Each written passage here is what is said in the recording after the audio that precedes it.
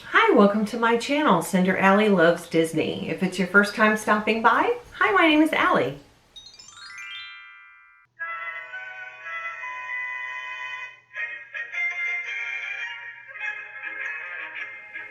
Today's video is a movie review. I finally had a chance to sit down and do another movie review.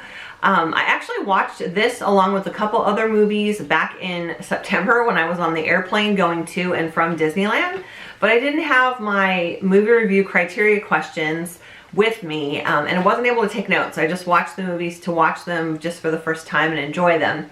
And I had to wait until there was another opportunity until where I could sit down and watch them again and actually take notes. So now I have like 2 full pages, 2.5 pages of notes to be able to answer all of my questions and give some info about the movie. So the movie is the Cinderella movie that's on Amazon Prime, and it is starring Camila Cabello. And I remember seeing the previews for this a while back, and I was like, what, there's another Cinderella movie coming out? But you can only watch this on Amazon Prime. So I was like, oh, let me just give it a shot, you know, because here's my thing on it. Like, this is what, the 3rd or 4th remake of, live action remake of Cinderella since the original movie, the cartoon, right? So, I mean, nothing to me in my mind is ever going to top the one with Brandy and Whitney Houston. Like, that's my ultimate #1 remake. But I still have one other one I haven't watched. I haven't watched the one with Lily James. I'm not a fan of Lily James. But I am willing to give it a watch at some point. I've just kind of been putting it off. It's like the last one I'm going to do. And then what I might do at that point is review all 4 of those movies. The original Cinderella cartoon against the 3 live action remakes. So let's get into this Cinderella one with Camila Cabello. So I kind of changed up my criteria a little bit because I thought the order that I was going in before really didn't make a lot of sense. It kind of makes more sense to do it this way. So I'm starting off with the overall storyline piece of it. And in a nutshell, like to high level recap this movie, girl power, okay? Like girl power to the max.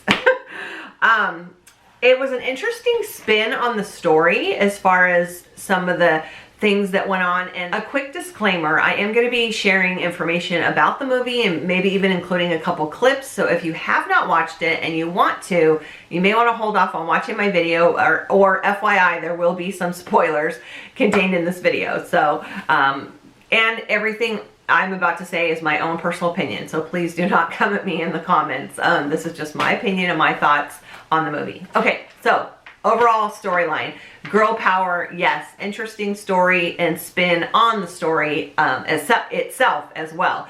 And it also has Idina Menzel, who plays the evil stepmother in the movie, and she is the voice of Elsa from Frozen. So very interesting there.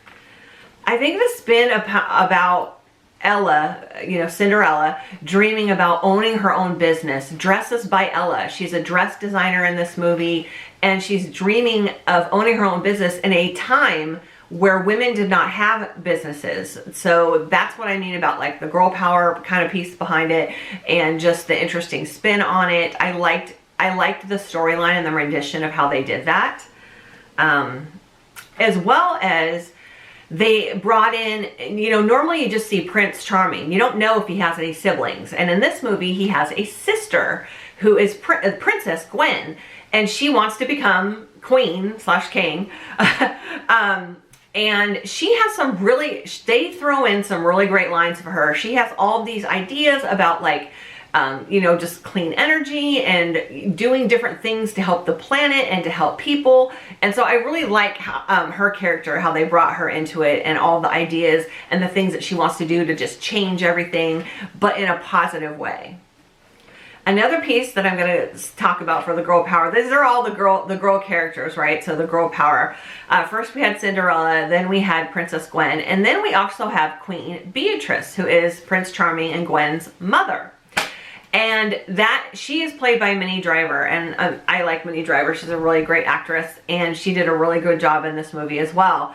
And there's a funny scene in it where she keeps talking about how her throne is a little bit lower than the king's throne, and she doesn't like that. She wants to be an equal throughout the movie. So I like that piece of it too. Let me go to the next one. Lastly, about the spin, this part is not about girl power, but it's about giving up something for the one you love. And this is regarding the prince, who is actually Robert. His name is Robert, Prince Robert. And again, spoiler, but he basically gives up his entire life's path that he's been given to become king, and gives it all up because he wants to help Ella start her own business and change the way that people think and change the times. So just overall great spins to this story that they came up with. They also had really beautiful costumes in the movie as well. Okay, the next criteria is funniest moments. And I tell you, everything with the mice was the funniest moments for me and cracked me up. And one of the mice is none other than James Corden, who does the carpool karaoke's, and he was on the late night show at one point. But I love him, and he is hilarious. And I also found out that he's the producer of this movie. So all the scenes with him were absolutely hysterical. Everything he said as the mouse, and then when he becomes a human form, oh my gosh, it was just hilarious. Hilarious. One scene that absolutely cracked me up was when, after midnight, when the spell or the magic is wearing off and Cinderella's racing back in the horse and carriage, and the mice are going from human form and turning it back into their mice form. And James Corden's character, he starts changing, and it's literally his normal human-sized head with the little mouse body hanging from the bottom of it. And he's yelling, "Don't look at me!" to her. No, I'm feeling tingly. I don't want to go. Don't look at me! Don't look at me! I just rolled on that one. It is so funny. And like I said, I really do like James Corden. He's just hilarious. So, all right, my next criteria is favorite lines. And there's actually a few here. And a couple of them are, the mice. Because I just couldn't get over the mice and James Corden, okay? So, like, when he first changes from a mouse to a human, he falls over because he says, "I can't balance and stand without my tail," and he falls backwards. It's funny. To me, it was funny. And then another line, let me look at my notes here. Oh, he runs up to the other two guys when they're in human form and they're waiting for Cinderella, who's already in the ball, and they're outside in front of the palace. And he runs up to them and goes, "You're not going to believe how I just relieved myself." And the two guys go, "We know, through your front tail." A lot of adult humor, not a lot, but some adult humor in the movie. So yeah, that was another funny line. Let's see what else. And this one wasn't so much hilarious as in, like, I just liked it. When Ella says, women give birth and run households. Surely they can own a business. It can't be that hard. I liked that line because it basically was like, you know, women have all these responsibilities and can successfully do all of these things. Why are they being held back? Why can't she move forward? So I really enjoyed that line in the movie. Oh, I think this was the fairy godmother / godfather who, I can't remember the actor's name. I'll put it here, who played the fairy godmother. He was really great as well, but I'm pretty sure that he said this line, because I wrote it on my notes, just the line itself, and he says, "The girl's name is Ella, y'all. Get it right." Okay, so my next criteria is favorite scene, and there's actually 3 of them that I really enjoyed. The first one is when the godmother is changing Ella into the immaculate final gown dress, and that sequence was so awesome. Like, literally, it took kind of like blossoms from the trees that were around and, you know, swimmed in and made this full-on sequined, beautiful, opalescent type of gown. It was really impressive. I really liked that scene. Another one I liked was the ball scene. And here's the thing that I don't want to talk about this yet because that's later. Okay, so the ball scene, when they basically, all the actresses that are at the ball are with the prince, and they perform the song "What a Man" by Salt and Pepper. And I really liked how, all the girls that were in it were singing their own lines, and they had a variety of actresses there from all different races, which I thought was really great as well. And they each sang a different like verse from the song. And I really liked it. It was an impressive scene. I liked how they did it. I liked how they, like I said, brought all these different actresses in to sing one little line from each part of the song. So I thought that was really cool. And then at the very end, the two stepsisters come at the very end of that number. The two stepsisters come in and say, "I think I want to have your baby." I mean, if you know the song, you'll know what that line meant. But yeah, it's pretty funny. And the last scene that I liked was actually the final kind of like dance number that they do at the end, and it transforms.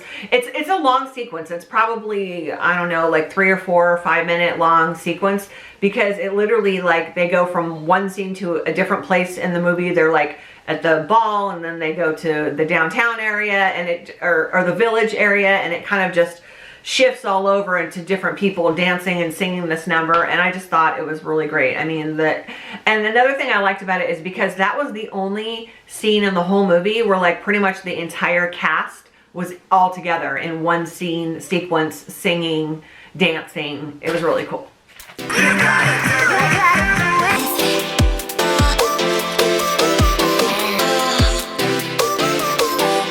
Okay, so now this one's Disney villain, and we're gonna get to Idina Menzel's character on this. So she plays the evil stepmother, right? I can't remember what the name was. They don't use the same names as in the cartoon, obviously, so I can't remember what her name was. But she does a couple pretty cruel things. Like Cinderella comes out ready to go to the ball in this beautiful dress that she made, and the stepmother just dumps a bottle of ink on it and says, "No, you're not going." And so that was pretty cruel, but that's not the cruelest, right? So to me, the other part was when she grabs Cinderella's ear and pulls her down and tells her basically, wait, I forget, did I write down what she says? Okay, no, I didn't write down the exact wording of what happened, but she basically threatens her.